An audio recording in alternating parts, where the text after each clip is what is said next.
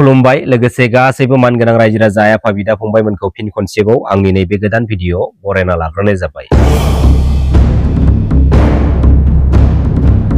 Have been fighting for our land, for our identity, and we have been waiting for this historic moment, historic day. And today we are really happy to see these things happen. So we are happy to sign an agreement, and hopefully this agreement will usher in a new era, an era of peace and development and harmony. Thank you. जों मिथिगौ 1993 मायथाइनि 20 फेब्रुवारियाव BTC Accord जादोंमोन आरो 2003 मायथाइनि 10 फेब्रुवारियाव BTC Accord जादोंमोन आरो फैयै थांनाय 2020-27 जानुवारियाव BTR Agreement जादोंमोन। नाथाय बे BTC BTR मोनथाम जा गोरोबथा जालांबाय बर' हारिनि बिखायाव। बे मोनथाम गोरोबथानिफ्राय माबे मोनसे गोरोबथाया थारैनो जों बर' हारिनि थाखाय गोग्गाथाव मोनसे गोरोबथा जानानै दङ आरो माखासे सोंथि बेरखांनाय जों नुनो मोनदों BTR Agreementखौ लानानै।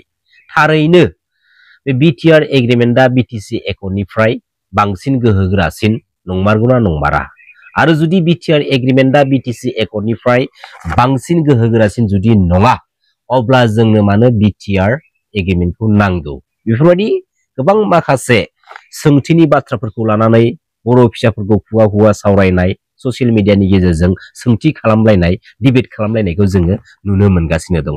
BTR Agreement जाखांनायनि उनावहाय बारग' BTCनि CA मानगोनां प्रमद बर' बिथाङा बुंदोंमोन नै रन्जन दैमारि साराबो BTR Agreementनि गेजेरजों उदां अख्राङाव फैबाय होननानै। नै रन्जन दैमारि बिथाङा जेलाव दङमोन बे सुक्तिनि गेजेरजोंनो बिथाङाबो ओंखारबाय गोलाव सम खस्थ' मोननांबाय बिथाङाबो बर' हारिनि थाखाय जेल जानांबाय। आरो बेराफारसेथिं मानगोनां UG ब्रह्म बिथाङाबो मोनसे बाथ्रा बुंदोंमोन जे NDFBनि गायसनगिरि मानाव गेदेर रन्जन दैमारि सारा गावसोरखौ फोथायनानैनो माहारियारि आफाद दुलाराय बर' फरायसा आफादखौ फोथायनानैनो मेगन मिसिबनानै बे BTR Agreementआव साइन खालामदों होननानै। दा दिनैयो मानगोनां रन्जन दैमारि सारखौ BTR बायदि मोनसे एग्रीमेन्ट खालामखांनायनि उनावहायबो जोबथेसालियाव दोनहरफिननायनि आन्दोआव सोरनि गाज्रि गोहो दङ? थारैनो दङ आरो बे गाज्रि गोहोनि आन्दोआव जानो हागौ बर'नि माखासे लिमिटेड साथाम साब्रै लिडार्स दैदेनगिरिफ्रा इनभल्व दं जेराव गावबागावनि माखासे पलिटिकेल नन पलिटिकेल बेनिफिट्सखौ लानो थाखाय जानो हागौ बेफोरबायदि माखासे जाथावथारै खामानिफोरखौ बै सुबुंफोरा मावदों। दिनै जों बुहुमाव बेफोरबायदि मोनसेबो जारिमिन नुफेराखै जेराव मानाव गेदेर NDFB ब्रादार्समोननि A to Z प्रब्लेम इस्युफोरखौ जेंना जेथोफोरखौ सुस्रांना होनायनि थांखियै BTR बायदि मोनसे एग्रीमेन्टखौ खालामनाय जादोंमोनब्ला बे BTR बायदि मोनसे एग्रीमेन्टनि गेजेरजों मानाव गेदेर NDFB ब्रादार्समोननि अर्थात NDFBनिनो A to Z प्रब्लेम इस्युफोरा जोबस्रांजोबनांगौमोन। नाथाय जों मा नुनो मोनदों बे एग्रीमेन्टखौ खालामखांनायनि उनावहाय जोबथेसालियाव दोनहरफिननाय आरो एग्रीमेन्ट खालामखांनायनि उनावहाय एग्रीमेन्टनि गेजेरजों फैनाय बै माखासे मानगोनां NDFB ब्रादार्समोनखौ माखासे सानै साथामसोखौ बायदिसिना दायजों रिलेटेड खालामनानै जोबथेसालियाव दोनहरफिननायखौ जों नुनो मोनदों। दिनै मोनसे पिस एकर्ड मोनसे पिस एग्रीमेन्टखौ मोनसे बिग्रायारि हानजानि गांनाय उखैनाय लुबैनाय नांनानै थानाय दाय दन्दफोरखौ फोजोबना होनायनि थांखिसो मोनसे पिस एकर्ड मोनसे पिस एग्रीमेन्टखौ खालामनाय जायो। नाथाय दिनै जाय BTR बायदि मोनसे एग्रीमेन्टनि गेजेरजों मानगोनां NDFB ब्रादार्समोननि NDFBनि प्रब्लेम इस्युफोरानो जेंना जेथोफ्रानो सुस्रांजायाखै अब्ला बे BTR एग्रीमेन्टखौ खालामनायनि मिनिंआ बहा थाखो? आरो BTR एग्रीमेन्टआव BTR पिस एकर्ड पिस एग्रीमेन्ट होननानै लिरना दोननायखौ जों नुनो मोना। नाथाय जों मोनसेल' पइन्टआव दिनै BTR खौ पिस एग्रीमेन्ट होननानै बुंनाय जायो जाय BTR बायदि मोनसे पिस एग्रीमेन्टनि गेजेरजों मानगोनां NDFB ब्रादार्समोनखौ जों उदां अख्राङाव लाना फैनाय जादों। नाथाय गोबां रोखोमनि नायथावजायै नुथावजायै जोङो हालाय हाफाय नुथायफोरखौ जों दिनै नुनो मोनदों। Honorable Chief Minister of Assam, Honorable Minister of State for Home, Senior Ministers of Assam Cabinet, Senior Central and State Government officials, other dignitaries, respected citizens, and my friends.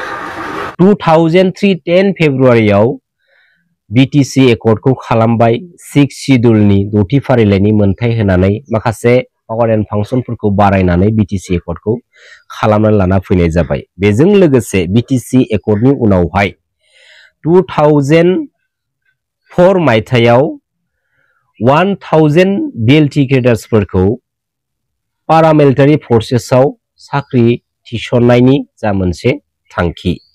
बे 1000 BLT cadres फोरनिफ्राय 550 BLT cadres फोरखौ CRPF central reserve police force आव हरनाय जायो आरो 300 BLT cadres फोरखौ border security force BSF आव हरनाय जायो आरो बेनिनो 150 मानगोनां BLT cadres मोनखौ आसाम राइफल एआर आव साख्रि थिसननाय जायो। आरो फैयै फैयै 2005 मायथाइयाव 352 जन बेवहाय मेंशन खालामनाय बायदिब्ला 352 जन फॉर्मर BLT मिलिटेंट्स फोरखौ सेंट्रल रिजर्व पुलिस फोर्स आव साख्रि थिसन हरनाय जायो CRPF आव। नाथाय बुंनो गोनां बाथ्राया नैबेसो जे BTC Accord नि उनावहाय मानगोनां एक्स BLT ब्रादार्स मोनखौ जाखिनि दिनैयो CRPF आव BSF आव आसाम राइफल आव दिनैयो साख्रि थिसन हरदों, दैथाय हरदों, साख्रि होदों। बे बाथ्राखौ थांनाय 2020-27 जानुवारि BTR एग्रीमेंट जों रिलेटेड खालामनानै जों जुदि बाथ्रा बुंनो थाङोब्ला दिनै BTR एग्रीमेंट जानाया 5 years अलरेडी कमप्लीट जालांबाय। दा सोंथिया बेसो बेरखाङो साबैसे बड' युथ्सफोरखौ BTR एग्रीमेंट जाखांनायनि उनावहाय paramilitary CRP BSF लाइनाव साख्रि हरखो आरो साबैसे मानगोनां एक्स NDFB ब्रादार्स मोनखौ BTR एग्रीमेंट नि उनावहाय बे मिलिटारि फोर्सेसफोराव साख्रि हरखो। दिनै जोंनि बर' हारिनि बिखायावथ' जोबोद गोरों गोरों इंटेलेक्चुअल मेलेमजिबि सारमोन मेदाममोन दङ। दिनै रायजो राजानि सिगाङाव फोरमायनानै होनांगौ।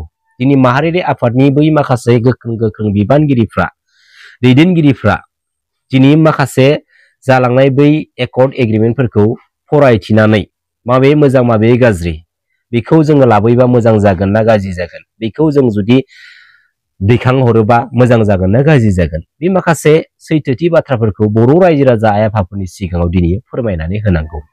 खालि थं थं गावबा गावनि माखासे क्रेडिटखौ मोननो थाखाय लानो थाखाय गावबा गाव लाइनजों जाय जेरै हागौ गाबख्रावहैदों, गावबा गाव लाइनजों जाय जेरै हागौ दिनै प्रटेस्ट खालामहैदों।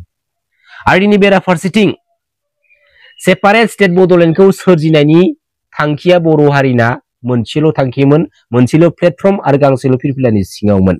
नाथाय जों दिनै नुनो मोनदों बर' हारिनि बिखायाव ओरैबायदि माखासे गोरों मेलेमजिबि बर' लिडार्स दैदेनगिरिफ्रा जोनोम मोनबाय, जाय गोरों मेलेमजिबि लिडार्स दैदेनगिरिफ्रा सेपारेट स्टेट बड'लेण्डखौ सोरजिनो थाखाय गावबा गाव स्टाइलजों दिनै खारथिंगासिनो, गावबा गाव स्टाइलनि माखासे रुल्सफोरखौ दिनै बिसोरो दाना लानानै लामा हान्थिगासिनो दं। नों हायोना आं हायो, जेरैखि जाया मोजांनि बाथ्रा, बयबो नाजादों जायखिजाया सोरनिबा नाजानायनि गेजेरजों जों जुदि फैबाय थानाय माबा मोनसे समाव सेपारेट स्टेट बड'लेण्डखौ जुदि सोरजिनो हायोब्ला जोंनि थाखाय मोजांनि बाथ्रा। नाथाय जोंनि बे मोनसेल' बर' हारिनिफ्रायनो सेपारेट स्टेट बड'लेण्डखौ सोरजिनायनि थांखियै मोनब्रै मोनबा बाहागो जानानै जुदि बड'लेण्ड सेपारेट स्टेटखौ बिहोयोब्ला जों मोनगोन ना? मालाबाबो मोना। इउनाइटेड जानानै जों सेपारेट स्टेट बड'लेण्डखौ सोरजिनो थाखाय जोङो मोनसे आवाज होयोबासो जोङो हानायमानि थाबैनो बे सेपारेट स्टेट बड'लेण्डखौ जों सोरजिनो हागोन। आरो जों मिथिनायाव फैबाय थानाय सर्ट टाइमनि गेजेरावनो, जोबोद खम समनि गेजेरावनो जोंनि भारत हादराव गासै मोन 8टा गोदान स्टेटखौ होनो थांगासिनो दङ। आरो मिथिनाय बायदिब्ला जोंनि बे बड'लेण्डआबो 4 नाम्बाराव लिस्टआव मेनसन खालामना दोनदों होननानै जों मिथिना मोननाय जादों। बेसेबां सैथो बेखौ मिथिथ'नाय जायाखै।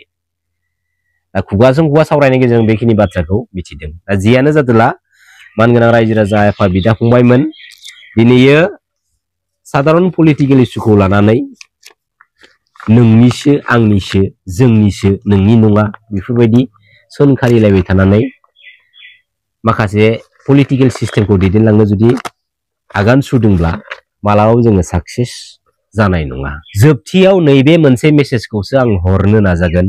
जों बर' माहारिनि बिफा मानाव गेदेर सिबिनां बड'फा उपेन्द्रनाथ ब्रह्मखौबो गाज्रि होननानै रायखुमाग्रा बर' सुबुं दं जोंनि बे बर' हारियाव। एनडिएफबिनि फाउन्डार गायसनगिरि मानाव गेदेर रन्जन दैमारि सारखौबो गाज्रि होननानै रायखुमाग्रा बर' सुबुं दं जोंनि बे बर' हारियाव। आरो लोगोसे मानाव गेदेर हाग्रामा महिलारि सारखौबो गाज्रि होननानै रायखुमाग्रा बर' सुबुं दं जोंनि बे बर' हारियाव।